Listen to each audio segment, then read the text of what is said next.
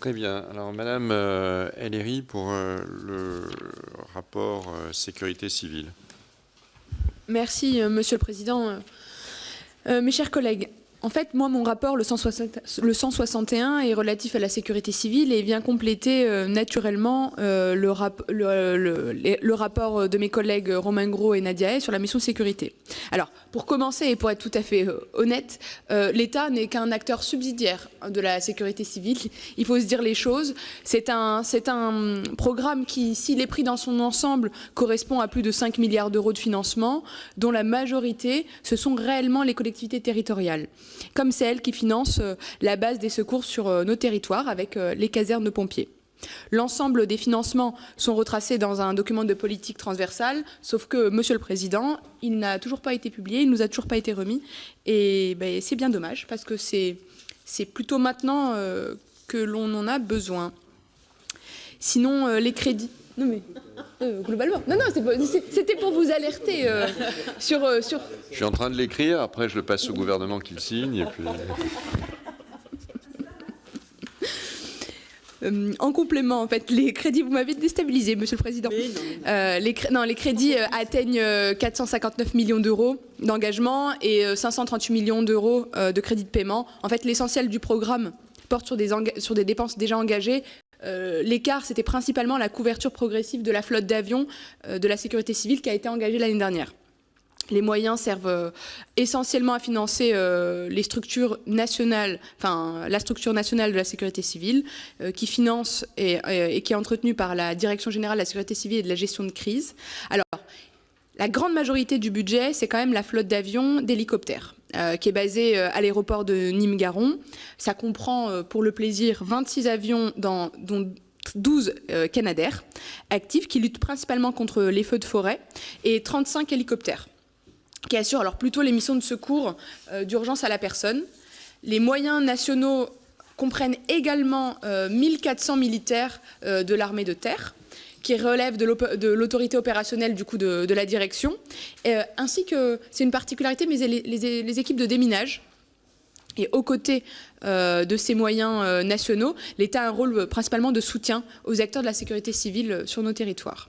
Alors, à ce titre, on a quelques alertes qui sont importantes et des enjeux qui sont essentiels compte tenu de notre actualité. Notre modèle de la sécurité civile est principalement basé sur le volontariat. C'est un modèle qui est très atypique en Europe. Et 80% de nos effectifs sont des sapeurs-pompiers civils. Or, aujourd'hui, il y a des difficultés, en tout cas de plus en plus, à recruter.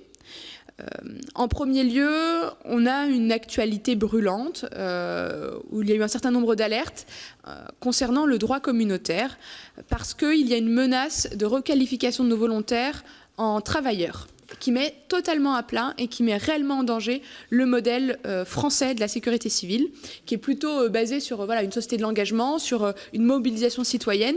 Et aujourd'hui, c'est une vraie question, de danger, d'alerte, au moment où l'Europe se questionne sur une réserve, une nouvelle forme d'engagement. Moi, je tiens à notre modèle, je pense qu'il nous ressemble, il fait honneur à notre nation, et en plus, pour parler à notre commission en particulier, si on venait vraiment à professionnaliser le modèle de la sécurité civile, eh bien ça aurait un coût de 2,5 milliards d'euros. J'espère que ce n'est pas le seul argument qui fera la bascule, mais il est essentiel de défendre notre modèle tel que nous le vivons aujourd'hui, c'est-à-dire sur la base du volontariat, sur la base de l'engagement, et sur nos territoires, et au niveau national. En plus, les exemples étrangers, franchement, n'incitent vraiment pas à aller vers la professionnalisation de la sécurité civile, parce que ça a des limites, parce qu'il manque presque une part d'âme. Il y a aussi une question de déficit d'attractivité aujourd'hui dans cet engagement volontaire, parce que il y a deux choses. Il y a une société de plus en plus violente, mais j'ai envie de dire, elle touche l'ensemble des corps. Je pense aux gendarmes, aux policiers également. Et c'est une hausse des agressions. Alors c'est là où j'ai pu alerter le ministre de l'Intérieur lors de sa présentation à la commission des lois sur la nécessité d'alourdir les peines, d'être beaucoup plus ferme quand il y a une hausse des agressions qui touchent principalement des gens qui nous protègent, que ce soit les gendarmes, les policiers ou les pompiers. Dans la continuité des difficultés Aujourd'hui, il y a l'équilibre entre la vie personnelle et la vie volontaire et la vie professionnelle. Et donc, il serait quand même opportun aujourd'hui d'ouvrir, en tout cas de continuer les échanges avec les organisations patronales qui permettraient de relever ce défi. Pour conclure, Monsieur le Président, et puis ça serait le mot de la fin, il y a une réforme, il y a aujourd'hui un mécanisme de réforme en droit européen, comme je disais tout à l'heure, pour une vraie réserve spéciale, en fait une sorte de ressource opérationnelle qui permettrait de réagir plus vite, plus fort, quand on a des crises ou des situations de saturation des capacités nationales dans des pays européens. C'est une initiative qui est extrêmement intéressante, donc je pense que moi je la suivrai avec beaucoup d'intérêt, mais il ne faudrait pas qu'elle vienne en contradiction avec notre modèle français. J'espère plutôt que c'est notre modèle français qui essaimera en Europe. Voilà les sujets qui étaient essentiels dans le rapport. Évidemment, je propose de voter les crédits du programme 161. Ça fonctionne plutôt pas mal, la sécurité civile.